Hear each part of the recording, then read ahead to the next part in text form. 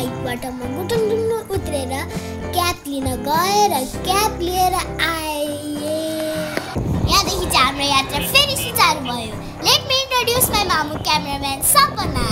हामी चाहिँ यहाँ हात्तीमुरा चोकमा आइपुगेका छौँ।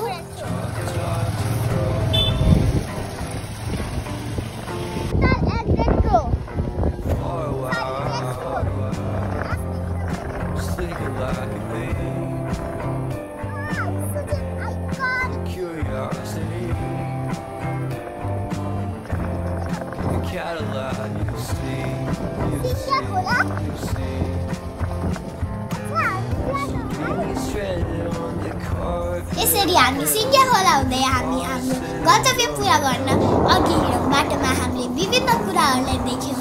यहाँ चाहिँ अगाडि गाउँ बस्ती रहेछ। मानिसहरू भेला भएर यहाँ गफ गर्दै थिए। हामीले यहाँ देख्न सक्छौँ आज नयाँ वर्ष भए पनि मानिसहरू आफ्नो काममा बिजी भएको देख्न सक्छौँ। बाटोमा मन्दिर देख्यौँ हामीले, परालहरू त्यो गरेको देख्यौँ। गिद्ध चोक आयो। यो ठाउँको नाम चाहिँ गिद्ध चोक हो। यो गिद्ध चोक भन्ने नाम कसरी भयो होला? बाटोमा त कस्तो मजाले गुइठाहरू मिलाएर राखेको रहेछ। यो गुइठा कसरी बन्छ र किन चाहिन्छ हजुरहरू कमेन्ट गरेर मलाई पठाइदिनु है त। यो चाहिँ यो ठाउँबाट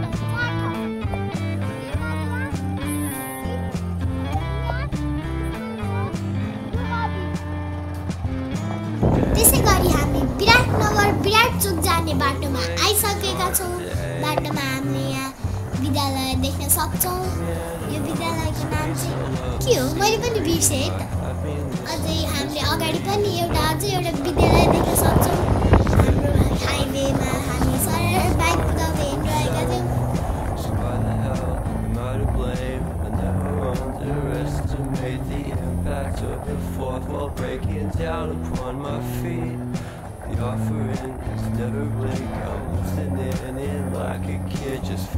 क्यामेरामा पनि भिडियो खिच्दै हुनुहुन्छ। हामी यहाँ ऐनामा देख्न सक्छौँ।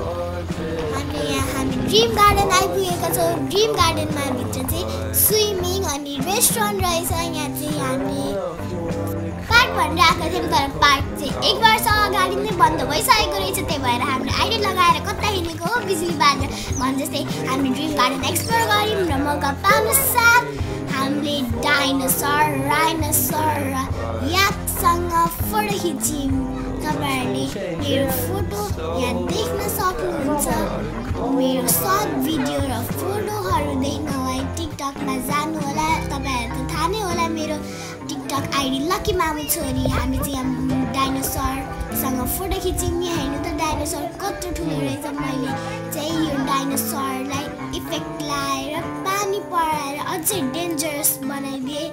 तपाईँहरूले यहाँ देख्न सक्नुहुन्छ। र मलाई चाहिँ अलिक अल्छी लागेर पिङमा बसेर मस्तसँगले पिङ खेल्दै थिएँ।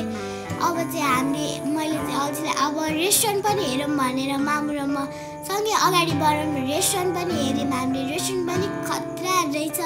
हामीले त्यहाँ फोटो खिच्यौँ तर रेस्टुरेन्टमा प्याक भएको हुनाले हामीले चाहिँ अर्को ठाउँ खाजा खाने विचार गऱ्यौँ।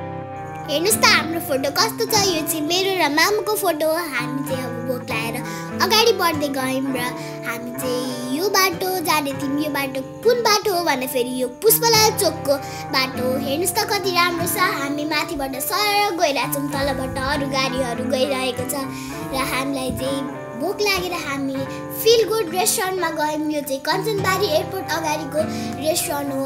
हामीले चाहिँ यहाँ खाजा खायौँ। तपाईँहरूले हामीलाई देख्न सक्नुहुन्छ। मेरो देशपालको न्यु इयर यसरी नै बित्यो।